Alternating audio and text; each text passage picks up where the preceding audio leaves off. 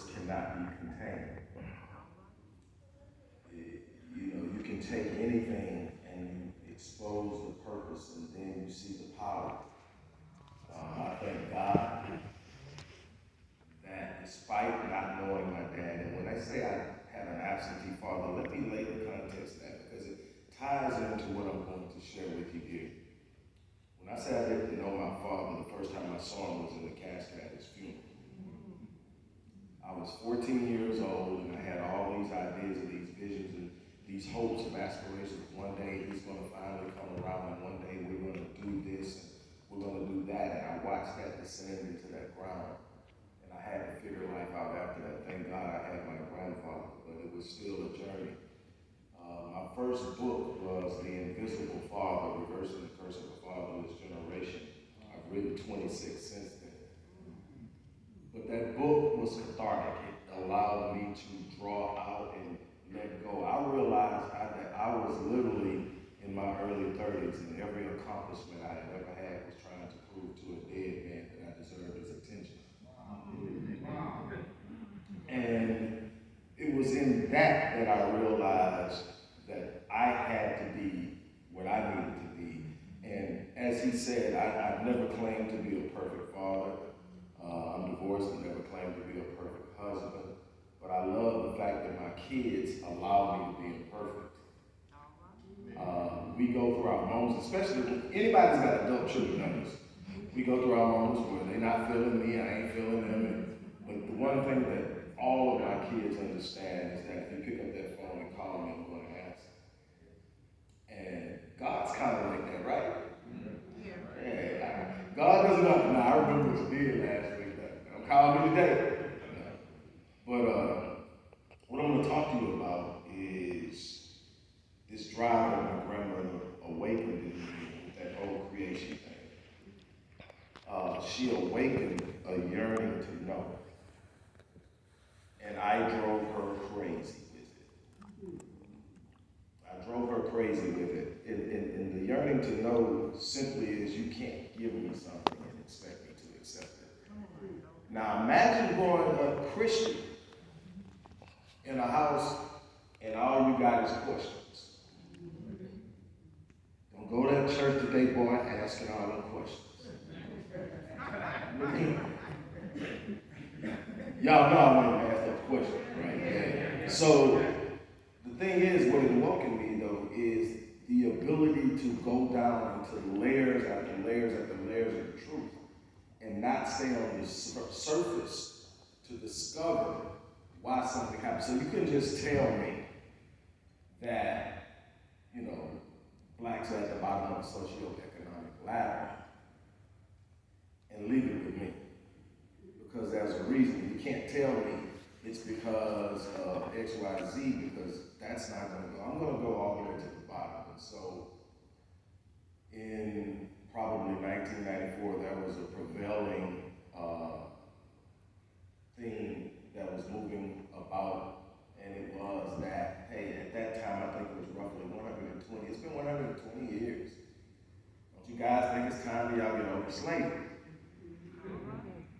And, this is happening, that's happening. Don't you think it's time to get over from slavery? And I noticed that there are a few people that are non-black. Let me explain something to you.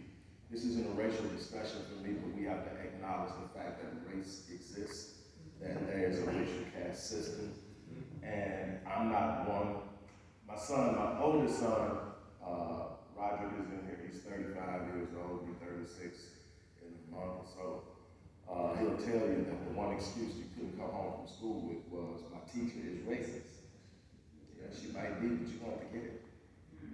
Because that's all that's out there. So this isn't about an excuse. This isn't about blaming. This is about accountability. So I'm probably going to make everybody in here uncomfortable at some point in time because I'm going to make everybody accountable. So what does that mean? That means that even when someone does something to you, you have a responsibility to determine what you're going to do to make sure it doesn't happen again. And sitting up and pointing your finger and saying, you did this to me, does not stop me. What it does, matter of fact, let me tell you something about power. When power recognizes weakness, it doesn't give in to the weakness. It becomes more oppressive so that the person becomes, or the instrument, or the company, or whatever. Hostile takeovers make other companies weaker so that they can take them over. Same thing. If I sit up and I complain, what I'm actually doing, the moment I start complaining, is telling the person I don't believe I have enough power to do anything about it. Because if I had power to change it, I wouldn't have to complain. So then that goes to the faith that we have in God. I've counseled pastors, I've consulted churches, I've done it for years. I at one point had a role in leadership and got frustrated because, again, I had one of the pastors come to me. If I may mention his name, you would actually know him. And he said, he's not in this city, he's in another city, but you still know him. He said, hey man, you can't give me an answer to this question. I'm done. I'm walking away. I can't do it. And I said, what's the question? He says, why is it that blacks are the most prayed up, spiritual, and church people, and we're always in last place? I said, because we misuse prayer. And we misunderstand faith. We want to pray for God to do for us what he sent us to do. One way that I say that often is, God will never deliver you from the giants he sent you to slay.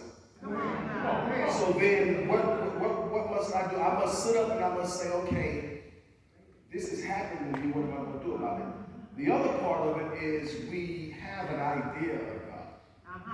But we put it in the box that we think he belongs in, and we'll talk about how powerful he is. God is omnipresent. God is omnipotent. God is omniscient.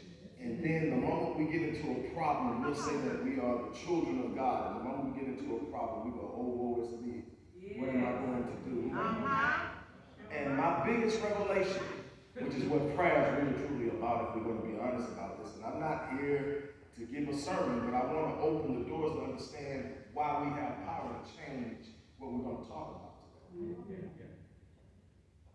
One of the most powerful epiphanies I've ever experienced was someone sitting up, and the crazy thing is, this guy wasn't religious. He believed in God, but he wasn't religious. And I'm complaining, and I'm looking, and I'm talking about everything that's going on. It's good. God was your peace. Like, hey, God is your peace. So God is that dude, right? This guy, God's that dude, right? Like, yeah, ain't nobody. So nobody better than God. God's your peace. God got our answers. Like, yeah, God can do it. So you mean to tell me your peeps got all the answers and you can trip? He said, what it sounds like is you don't want to put in the work. Come on now. I'm like, all right. So then I'm forced into the situation where I have to become aware of the fact that it's not no one else's responsibility to change my situation. And again, I'll go back to the point. You don't expect the oppressor to remove or release the oppression. You develop the power to make them want to. Come on. And if you never do that, if you never maneuver yourself into a situation, and I'm not talking about hostility, I'm talking about when you can move the way you want to move, you're not dependent upon somebody that really doesn't want to help you. You stop being the photo op for people who are eating off of your back. When you wake up and decide I'm going to do something different. But now let's talk about why we're here today. It's been 150 plus years since slavery ended. Let's say quasi-free. We're going to say quasi-free because one of the things that we have to learn, we're going to be honest about how we got here. We got to understand the dynamic that brought us to this point so that we can overcome it. And we can overcome it. We won't overcome it by complaining. We won't overcome it by pointing fingers. While we have a major gap, and that's the reason we're here with our relationship with law enforcement, we have to also be willing to hear both sides and understand why we think the way we think and why they see us the way they see us and why nobody wants to deal with each other.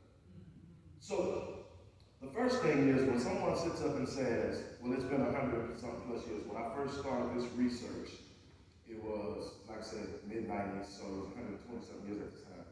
Now we're talking 150. When you sit up and say that, you are saying, okay, it's been that long. Why are you guys still talking about it? Why are you walking around here and doing this? Why can't you get your stuff together? Why are you struggling in academia? Why are you struggling in finance? Why are you struggling in social inclusiveness? All this other stuff, right? And so that will bring about the postulation or assumption